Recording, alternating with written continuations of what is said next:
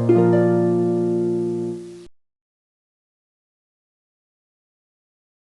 everyone, welcome to Medicine on YouTube channel. In this video, we are going to see about another important topic, which is prevertebral fascia and anatomy. I have already described about pretracheal fascia.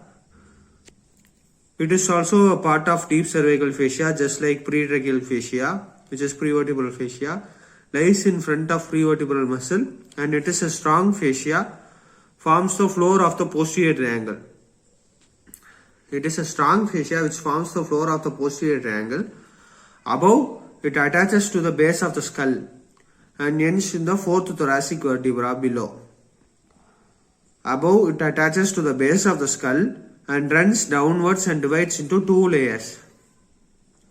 From the skull, when it runs downwards, from the base of the skull to it runs downwards, it divides into two layers, like anterior layer as well as posterior layer.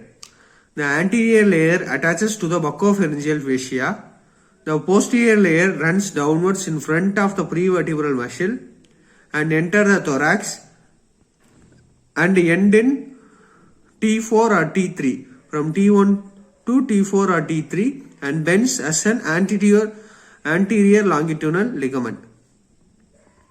This is the course above and below of the prevertebral fascia. I will show it in the image for clear and better understanding. It is the prevertebral fascia which is present here, which comes down and divides anteriorly as well as posteriorly, and this starts from the base of the skull and comes to the T4, ends at the T4 thoracic vertebra number 4, and it divides into two. Anteriorly, it divides into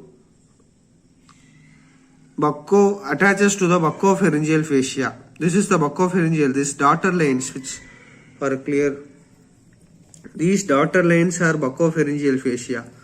As it is mentioned here, these daughter lines are buccopharyngeal fascia, and this comes and attaches to this area which is known as alar fascia, as they have mentioned, and it comes posteriorly.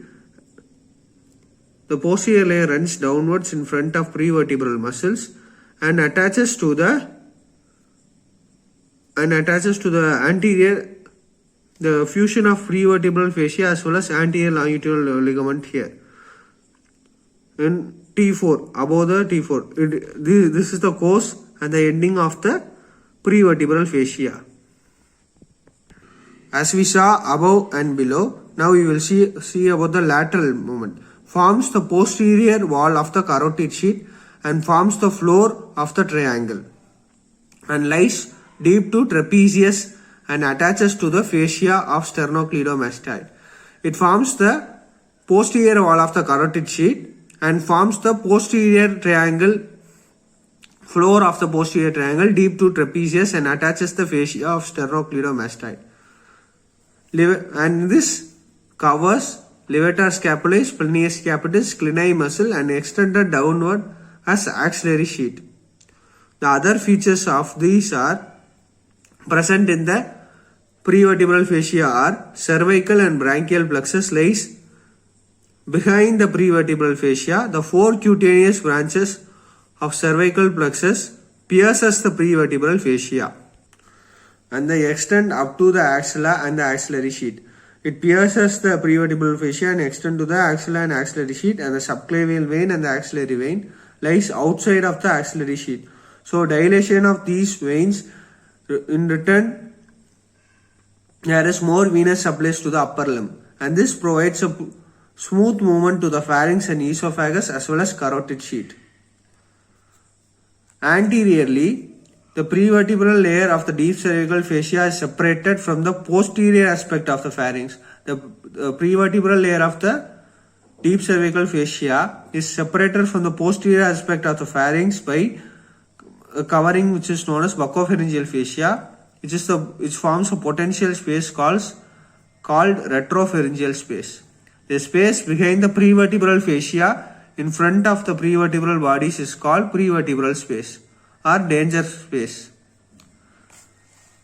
The tumor in the retropharyngeal space, which is cause dysphagia, which is difficult in swallowing. The tumor goes and occupies the space. This is the diagrammatic view.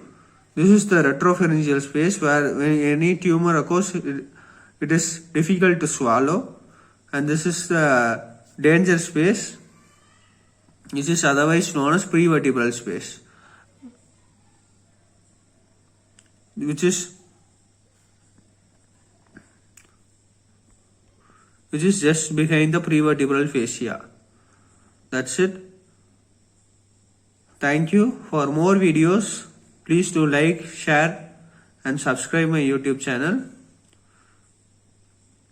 If you have any other doubt in anatomy lectures or some other medical subjects, please do comment in my comment box. Thank you.